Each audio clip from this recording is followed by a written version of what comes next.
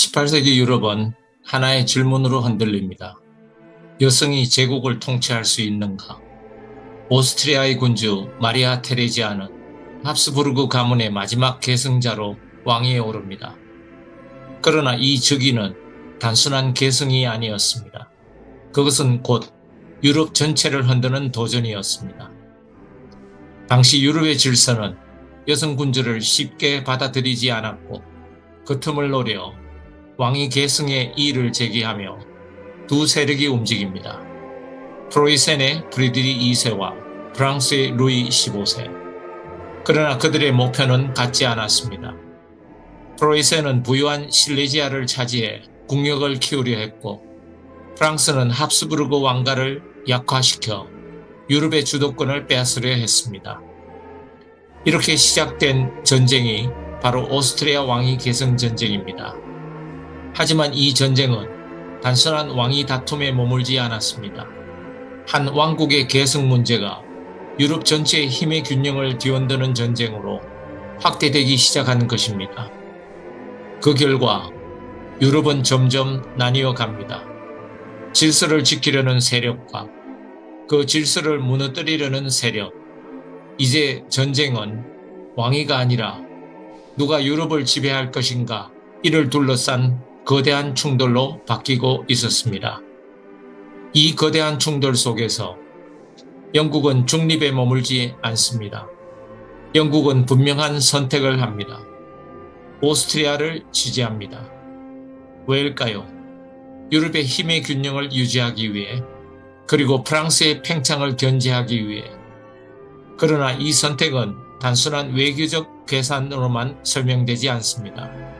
그 중심에는 한 사람이 있었기 때문입니다. 조지 2세. 조지 2세에게 이 전쟁은 단순한 동맹 전쟁이 아니었습니다.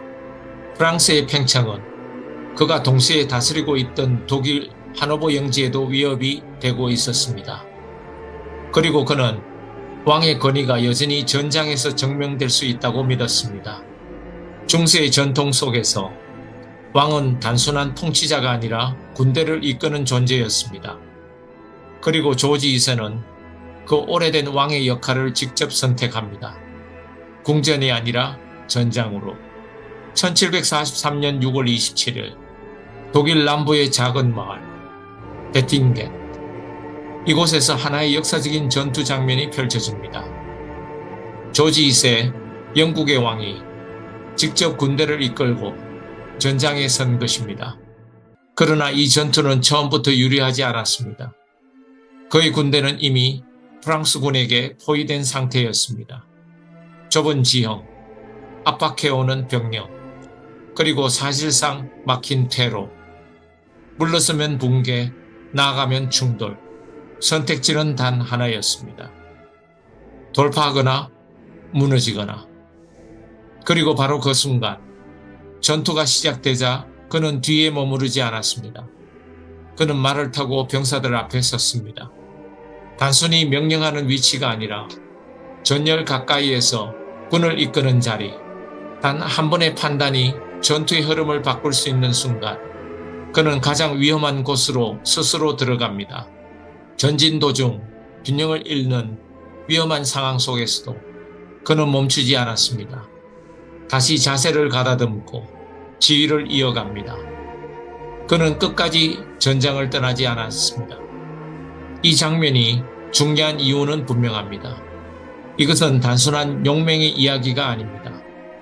왕이 뒤에서 명령하는 존재가 아니라 앞에서 함께 싸우는 존재였다는 것. 그것을 실제로 보여준 순간이었기 때문입니다. 그리고 바로 이 지점에서 왕이라는 존재의 의미가 전장에서 드러납니다. 베팅겐 전투의 결과는 극적이었습니다. 영국과 연합군은 프랑스군의 포위를 뚫고 전장의 주도권을 되찾습니다. 약 5,000명에 이르는 프랑스군이 사망하거나 부상 포로가 되었고 프랑스군은 결국 전열을 유지하지 못한 채 후퇴합니다. 연합군 역시 적지 않은 피해를 입었습니다. 그러나 이 전투의 핵심은 승패 그 자체에 있지 않았습니다. 무너지지 않았다는 것. 포위된 군대가 질서를 유지한 채 돌파에 성공했다는 점, 그리고 그 중심에는 조지 2세가 있었습니다. 그 사실이 이 승리를 특별하게 만들었습니다. 이것은 단순한 전술적 승리가 아니었습니다.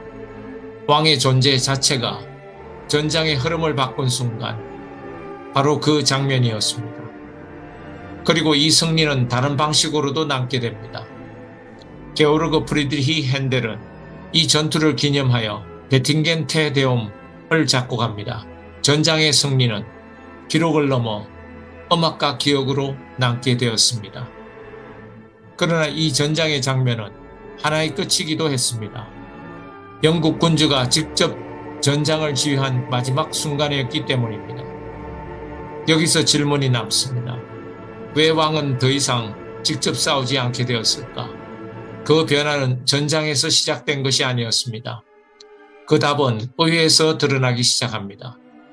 같은 시대 영국, 왕의 곁에는 전혀 다른 방식으로 권력을 움직이는 사람이 있었습니다. 월폴, 컴프턴에 이은 총리인 헨리 펠럼. 그는 전장에 서지 않았습니다. 칼을 들지도 않았습니다. 그러나 그는 국가를 실제로 움직이고 있었습니다. 눈에 보이지 않는 자리에서, 그러나 가장 중요한 위치에서 정치의 방향을 결정하고 있었습니다. 그가 등장한 시기는 혼란의 시기였습니다. 로버트 월폴 이후 컴프턴을 거치면서 정치는 중심을 잃고 흔들리고 있었습니다. 특히 존 카트레스로 인한 왕의 측근 정치가 힘을 나누었고 의회는 분열되어 있었으며 전쟁은 계속되고 있었습니다. 권력은 존재했지만 그것을 하나로 모을 질서는 없었습니다. 바로 그때 펠럼은 다른 선택을 합니다. 그는 권력을 과시하지 않았습니다. 앞에 나서서 힘을 드러내지도 않았습니다. 대신 흩어진 권력을 하나로 묶고 충돌하는 이해관계를 조정하며 국가를 움직이는 질서를 만들기 시작합니다. 그는 권력을 진 사람이 아니라 권력을 작동하는 방식을 바꾼 사람이었습니다. 그의 정치의 핵심은 단순했습니다. 정치는 힘이 아니라 균형이다. 당시의 권력은 한쪽으로 기울어 있었습니다. 왕의 의지, 왕의 판단, 왕의 선택이 곧 국가의 방향이 되는 시대. 그러나 펠럼은 그 흐름을 그대로 두지 않았습니다. 특히 그는 왕의 측근 정치와 정면으로 충돌합니다. 조지 2세는 유럽 전쟁에 깊이 개입하려 했고 그 중심에는 왕의 의지가 있었습니다. 그러나 펠럼은 전혀 다른 기준을 제시합니다. 전쟁은 의지가 아니라 비용이다. 전쟁은 명분으로 시작되지만 유지되는 것은 자원입니다. 병력을 유지하고 보급을 이어가고 동맹을 지키는 것, 이 모든 것은 결국 재정 위에 세워져 있었습니다. 그리고 바로 그 지점에서 펠럼은 결단합니다. 의회의 재정 통제권. 그는 전쟁을 멈추겠다고 선언하지 않았습니다. 왕의 권위를 정면으로 부정하지도 않았습니다. 대신 전쟁을 가능하게 하는 조건을 통제했습니다. 전쟁 자금을 제한함으로써 왕의 정책을 현실 속에서 조정하기 시작한 것입니다. 이 순간 보이지 않는 변화가 일어납니다. 권력의 기준이 조용히 바뀌기 시작한 것입니다. 이전에는 왕이 결정을 내리면 전쟁이 시작되었습니다. 그러나 이제는 재정이 허락하지 않으면 전쟁은 지속될 수 없습니다. 돈이 없으면 전쟁도 없습니다. 이 변화는 작아 보이지만 결정적이었습니다. 왕의 명령보다 구조가 더 강해지는 순간, 그것이 바로 펠럼 정치의 핵심이었습니다. 결국 1744년 카틀렛 사임으로 왕의 측근 정치는 무너지고 권력은 조용히 이동하기 시작합니다. 왕의 곁에서 의회 안으로, 눈에 보이지 않는 변화였지만 그 방향은 분명했습니다. 펠럼은 여기서 멈추지 않습니다. 그는 단순히 권력을 옮긴 것이 아니라 그 권력을 안정시키기 시작합니다. 전쟁으로 무거워진 세금을 낮추고 누적된 국가 부채를 정리하며 분열된 의회의 지지를 하나로 모아갑니다. 그의 정치는 화려하지 않았습니다. 전장을 뒤흔드는 장면도 강한 연설도 없었습니다. 그러나 그 결과는 누구보다 분명했습니다. 국가는 흔들림을 멈추었고 정치는 예측 가능한 질서를 갖추기 시작했습니다. 이것이 바로 펠럼 정치의 본질입니다. 정치는 영웅의 결단으로 움직이는 것이 아니라 구조와 균형 속에서 지속되는 것. 그는 권력을 쥔 사람이 아니었습니다. 권력이 작동하는 방식을 바꾼 사람이었습니다. 이제 두 장면이 겹쳐집니다. 전장에서 싸우는 왕, 의회에서 통제하는 총리. 데팅겐 전투에서 왕은 마지막으로 싸웠습니다.